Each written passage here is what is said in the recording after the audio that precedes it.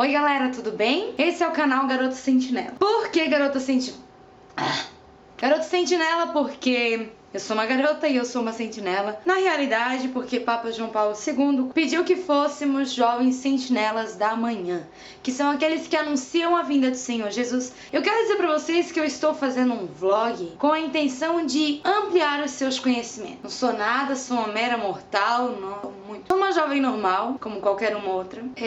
Só que tem algumas características um pouco peculiares. Hoje vamos falar de como eu sou tímida na frente das câmeras. Sim, eu sou uma pessoa tímida. Ficou irritadinha. Porque eu não sou desse tipo. Gostei da iluminação, gostei da imagem, gostei do lugar. Enfim, eu achei um lugar pra fazer os meus vídeos. E eu acho que vai ficar melhor. Oi.